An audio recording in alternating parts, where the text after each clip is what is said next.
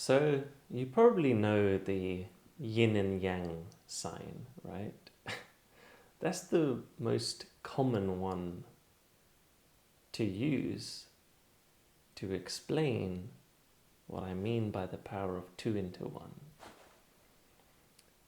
You look at the yin and yang sign, one side is white and one is black, clearly opposites, but they're a part of one circle. The circle is a whole piece. And even within the black and the white, there's a little tiny circle, which is just to remind us that, well, this is black, but it's got a bit of white in it. It's got a bit of that other thing over there in it. There's so much wisdom in that. Because you think about the times when things have gone wrong. I'll give you an example. I lost my passport abroad in South America, where it's just, at the time I was extremely frightened. I had tears in my eyes, actually. I went to the police station and they said, "What's happened?" And I started bursting out into tears because I was in so much shock. Like, what the hell has happened? I was seeing black. And the girl I was with at the time, she said, "Raj, your mind is all black. Where are you?" I was gone.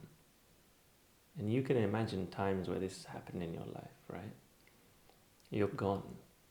You see everything as bad. Everything is terrible. Doom.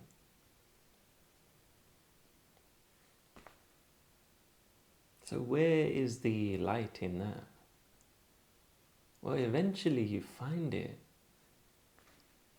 So with my passport, I ended up staying in the country because I went to the government agency out there, British government, and they said you can either have a temporary passport, and you can fly home in a few days, or you can leave the country as soon as possible, or you can wait and get a real passport delivered to you, but that will take about 4 to 6 weeks. So I had a choice to make. The whole situation about the passport is resolved in a day, but I've got to fly out and go home. That hit me. I was like, I don't want to go home. I'm enjoying this experience of traveling. I've got countries to see. I came out here to do this thing. I'm not going home. So I ended up staying for 4-6 weeks. But I had so much resistance to that. I was like, well, I don't get to do anything now. Within all of that, there was this light. I ended up learning Spanish intensively every day for the next 3 or 4 weeks. It was every day.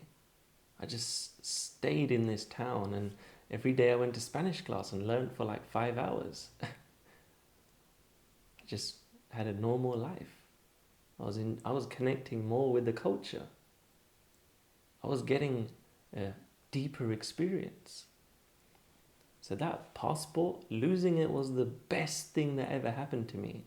Like, if I was a movie director, I would not change that scene because that shaped up so much of my trip. And you cannot logically plan for this stuff to happen. This is just life happening. Through the darkness, there is something you can pull out, a nugget. Anytime you've had something terrible happen to you, you might be saying, well, Raj, this is a fun, cool travel story. I've got some real stuff going on. Yeah, so think about those times when those very challenging, very sad things perhaps happen. There's always a fraction of wisdom from it. And ultimately what the yin and yang is saying is that there is no bad and good. It's all just an happening. It's all just unfolding. We only call it bad and good when we, in our heads, analyze it. Imagine with this passport thing, I had known in my head, well, I'm going to learn some Spanish. It's going to be an amazing experience. It's going to be great. Then I wouldn't have felt any of the bad. I probably would have just thrown my passport out the window on the bus and said, I'm going to throw my passport away because I know this is going to be fun. I would have consciously done it. But we don't think like that. We turn things into bad and good.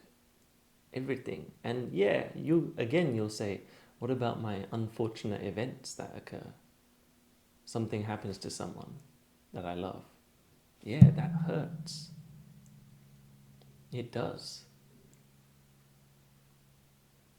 And it will hurt for a while, for sure. It might hurt forever. But ultimately, it is all happening based on how we allow it to happen. We are labeling stuff.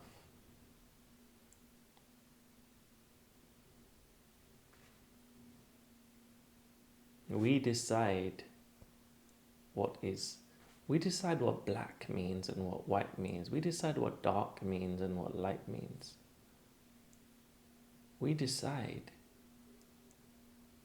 I used to be afraid of the dark when I was younger, a lot. I can imagine a few people are. I used to be so scared of the dark. But really it doesn't mean anything. It's just there's no light in the room. It was my meaning making. Imagine I grew up with no lights. I would be fine with the dark. I'd probably be scared if the lights came on, right? So nothing is fixed. It's all based on how we see things. And if you start seeing life as, wow, the light is great, the dark is great, it's just happening, then your whole experience of life changes. It's the thought that creates the reactions, the behaviors. So if you really look at the thought which is occurring, what thought's occurring right now? Oh, I'm in the dark, this is scary. Well, is it true it's scary? Or is it my experience? Is it how I'm seeing it? So the yin and yang is trying to bring you back to knowing that everything is just one. Within the bad, you can call the bad, there's good. Within the good, there could be a bad. But bad and good don't actually exist. That's what it's really trying to tell you.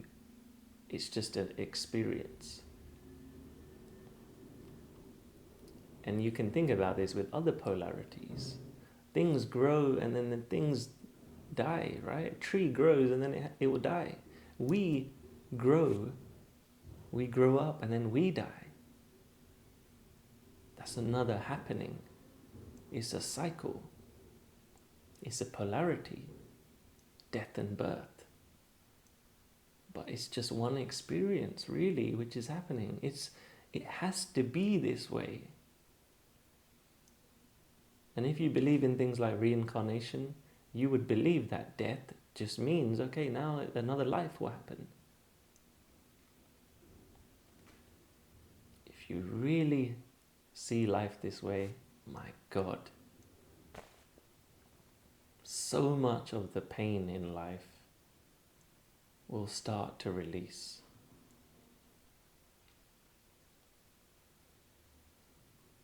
So much. Fire and water. Different things. Both are required. Birth and death, both are required. One cannot exist without the other. That's the other thing that yin and yang is trying to tell you.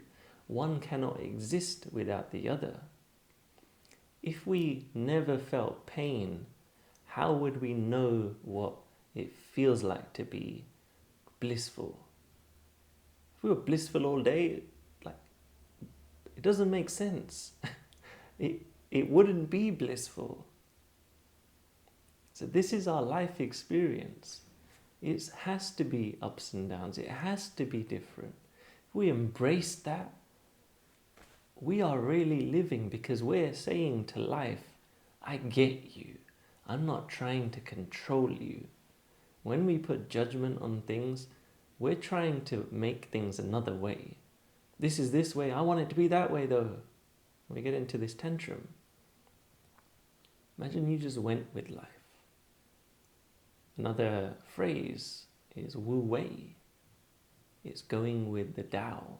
And when they say the Tao, I got very confused when they were saying this. I was like, what do you mean the Tao? Just going with the flow of life, how it's naturally going. If my plant died, you can see my plants back there. If one of them died, I could say, oh my God, my plant died. I should have watered it. I should have done this. Or I could blame the plant. I can say, oh, it's not very good plant. These plants just die. It's maybe I'll go to the store and tell them and complain. All of that stuff is created by me. Whereas if the plant just died, I'll just say, okay, it's a shame the plant died. And then dispose of it. And you can say that's cold. But no, it's just I'm embracing life for how it's happening. I feel it, but I'm embracing it. Things happen. And the more we try and hold on to things, as the Buddha says, suffering occurs. Suffering's attachment. The more we try to attach with our minds, the more we attach to our emotions, our thoughts, the more we're out of our nature. Like our nature is to let go of stuff. Look at our bodies. We eat food and then it has to come out the other end, right? If we were trying to say, hey, I want to keep this food inside me, I don't want this uncomfortable. We're causing discomfort by trying to do that. Like we eat some bad food and that is living inside of us, that has to come out. So our bodies will do the thing to keep us healthy. It has this intelligence. So it's the same with our thinking and our emotions. We have to let our body, we have to let it do its thing and just move through us. So, being with the polarities, being with the times where you feel completely exhausted and down, being with that. Being with the times where you feel high, being with that, not attaching to that, not attaching to the lows, just knowing that everything is moving. There's polarities. That's what the yin and the yang is trying to teach us. The differences between things.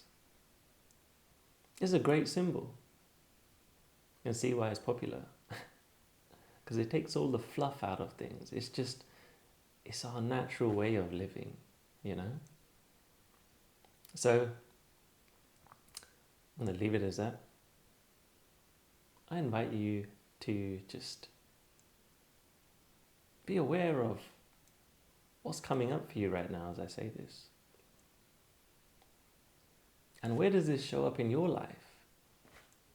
That's your reflection exercise. Where does this show up in your life? Where do you see this as causing you challenges? Or where do you see it as liberating you if you're using this stuff in practice, right?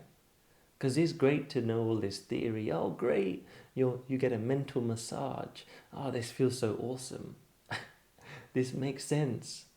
But living it is different. Living it and letting it wash through your life. Looking at how you are right now and thinking, how can I be more like this? How can I incorporate some of this into my life? That's when the magic happens. That's when transformation occurs. So, that's my invitation to you. Explore. Play. Have fun.